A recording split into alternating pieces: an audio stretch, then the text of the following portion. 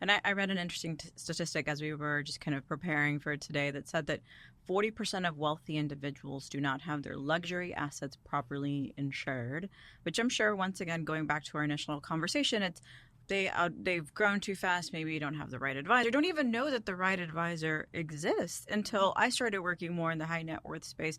I didn't realize that on the property and casualty side, that's also a space in which you truly have a specialist like yourself that focus in that space, which is different from, just traditional use for property and casualty. But it also said something that we talk about a lot too, and it's about a review that the majority of them have not had a comprehensive review by a specialist in high net worth asset protection or property protection, maybe ever in the time that they've had these assets. So going back to where we started, that family office conversation, sometimes the folks that are leading these family offices are not family members, right? They are brought on as the CFO, COO, and they're in charge of also handling risk management, and they're not the experts there, right? So what kind of tips or practical recommendations beyond just call me, I'm here to help you, do you give family offices so that they can protect the families that they're working with? Yes, so that's a great question. So I would say number one is let's start with the basics, right? If they've never had an insurance review, it could start by just simply saying, when was the last time they reviewed your insurance coverage?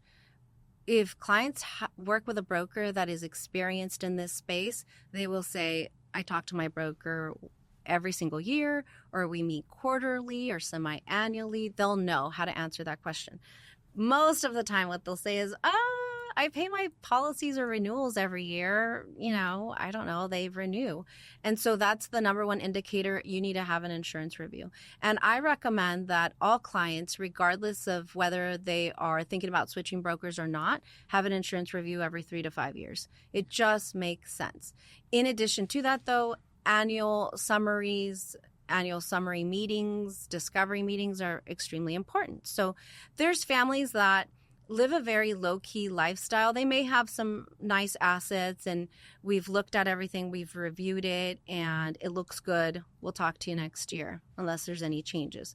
But then there's clients that are not only in wealth accumulation mode, but they're in asset accumulation mode. They're buying high-end vehicles and vacation homes and jewelry, all sorts of things all the time. Or they become obsessed with an artist and they're acquiring all this art. They're traveling all over the world to find this piece of art. And so in cases like that, when I see that there's a lot of movement even during the initial review period, I'll suggest, hey, can we meet in 3 months? I just want to make sure that we're not missing anything, that things don't fall through the gaps, things like that. Now, for the family office or the CFO, I would say that if the family has not had a review in the last 3 to 5 years, it's probably a good idea to do that. The market has changed so much, even in the last 12 months, that it's important.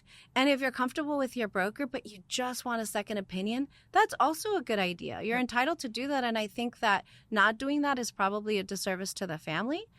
So just making sure that you stay in contact with a broker that understands the dynamics of this family, what the space looks like and what their needs are is important.